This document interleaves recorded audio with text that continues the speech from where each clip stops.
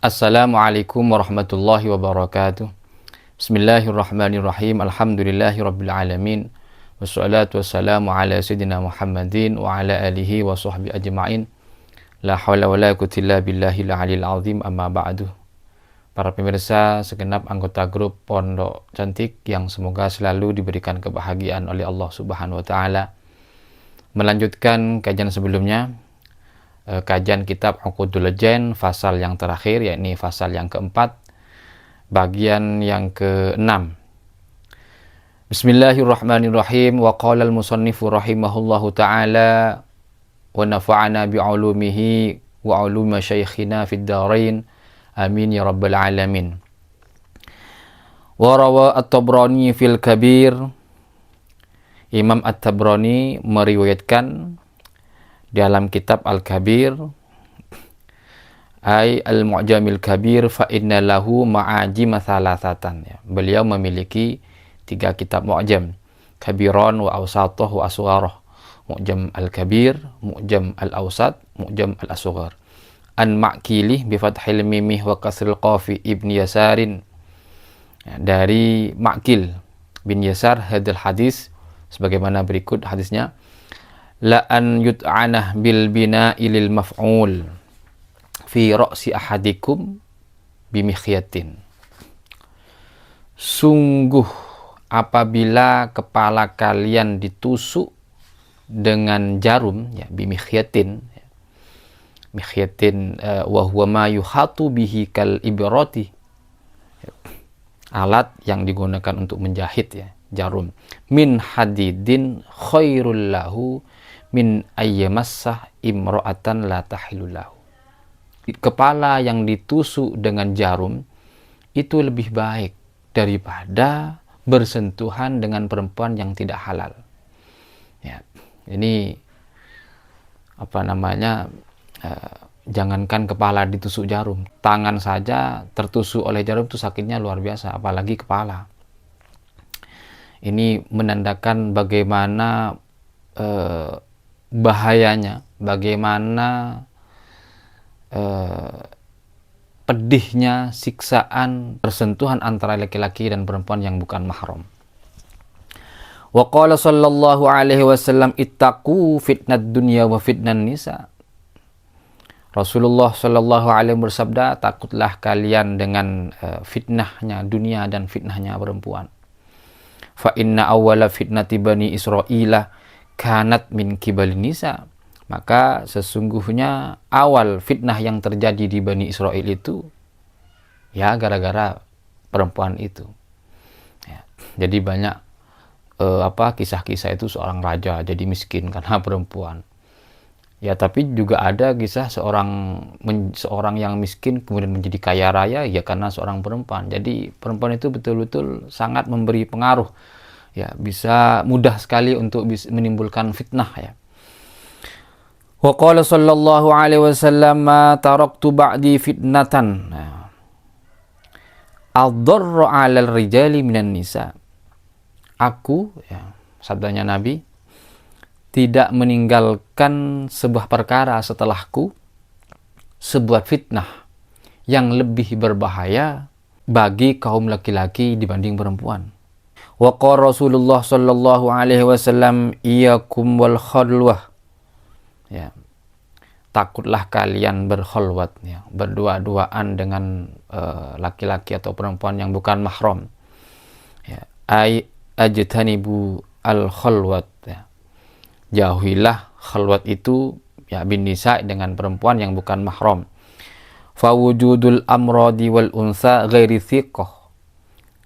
Maka keberadaan amrod ini laki-laki muda yang belum tumbuh jenggotnya, dan perempuan ghairi thiqah, perempuan yang tidak bisa dipercaya, la yanfi hurmatal khalwat.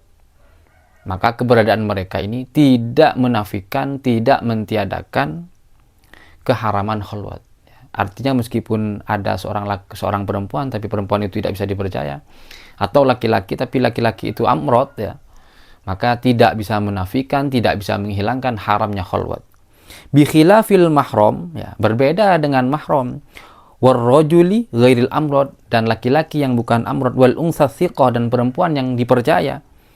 Fa inna kullan minhum, maka keberadaan mereka ini yanfi dzalik, mentiadakan, menafikan keharaman khalwat. Makanya ketika seorang perempuan bepergian itu kalau tidak membawa mahramnya, tapi membawa perempuan yang thiqah, membawa perempuan yang bisa dipercaya.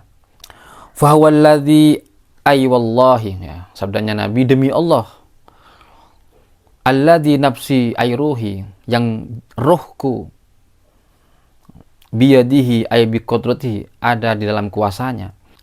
Ma khala rajulun bimra'atin, tidaklah seorang laki-laki dan perempuan itu berdua-duaan, illa dakhala syaitanu bainahuma, kecuali setan ada di situ. Ini sudah banyak sekali kita mendengarkan hadis ini, ya.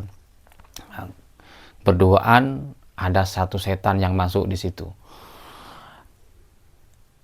Fayuqi'uhuma fil fitnati, maka setan itu akan menimbulkan terjadinya fitnah di antara mereka berdua. Makanya diharamkan berduaan dengan laki-laki atau perempuan yang bukan mahram. Wala an yuzahimah ay yudayiqah, ya. Rajulun, seorang laki-laki berdesak-desakan, berdempet-dempetan, khinziron, dengan babi, mulattahon bitinin au hamain, babi yang berlumuran tanah liat atau lumpur, ayutinin aswad muntinin, ya, lumpur hitam yang busuk baunya, khairun lahu, itu lebih baik, min an yuzahimah mankibuhu mankibam ro'atin la tahillu, daripada berdempet-dempetan, bersenggol-senggolan dengan bahunya seorang perempuan. Artinya adalah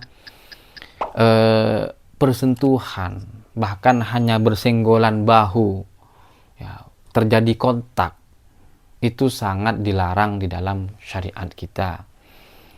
Bahkan ketika seorang perempuan atau laki-laki berdempet-dempetan dengan babi yang berlumuran dengan celot, katanya orang Madura, dengan tanah yang kotor, tanah yang busuk, itu ya lebih baik daripada bersentuhan, daripada bersenggol-senggolan, berdempet-dempetan dengan laki-laki atau perempuan yang bukan mahram, yang tidak halal baginya. Ini sekali-kali sebagai bentuk tekanan bahwasanya sebegitu pentingnya untuk kita agar tidak melakukan kontak dengan laki-laki atau perempuan yang bukan mahram.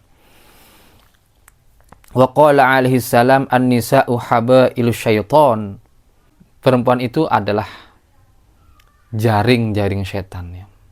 Artinya mudah sekali seseorang itu digoda dengan perempuan oleh setan, ya, karena dianggap senjata yang efektif.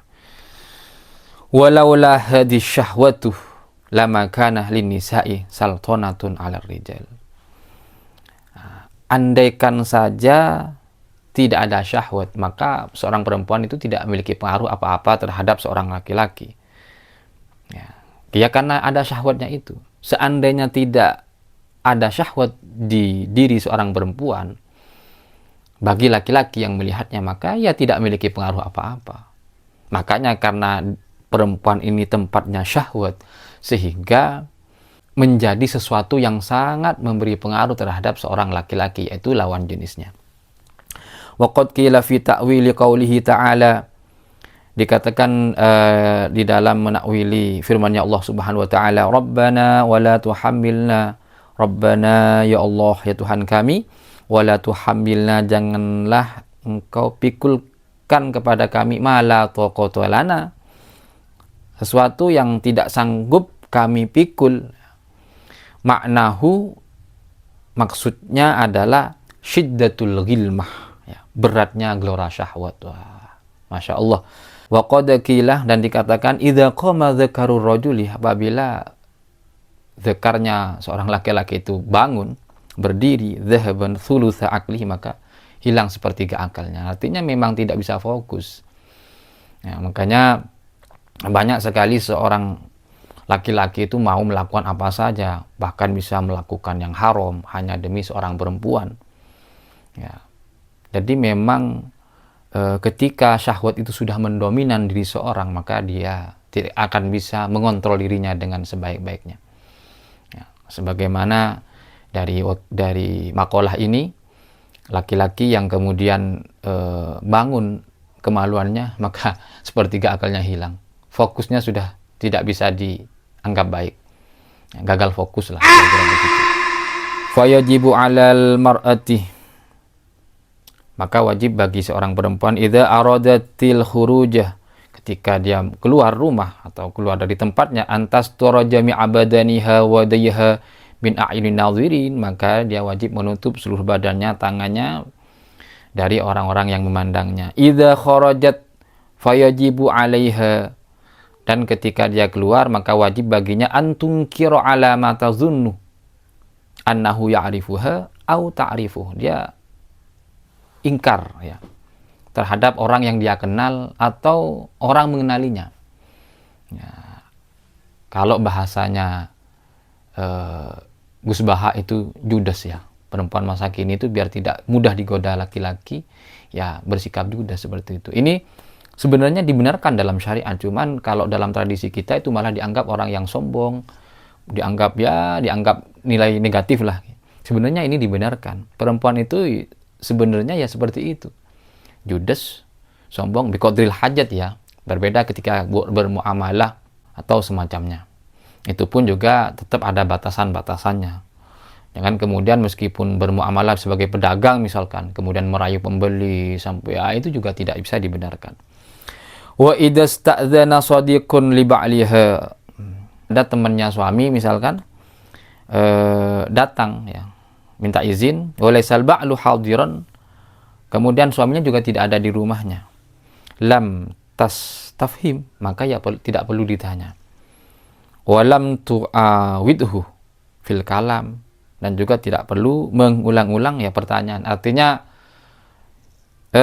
tidak mempersilahkan masuk lah, atau tidak merespon secara secara berlebihan, kira-kira begitu. Kalau suaminya sudah memang tidak ada di rumah, ya sudah, jangan kemudian membiarkan si tamu laki-laki itu, meskipun temannya suaminya, dibiarkan masuk ke dalam rumah kemudian mengobrol di situ. Ini nanti akan terjadi khalwat, yang di situ tidak akan lepas dari yang namanya fitnah.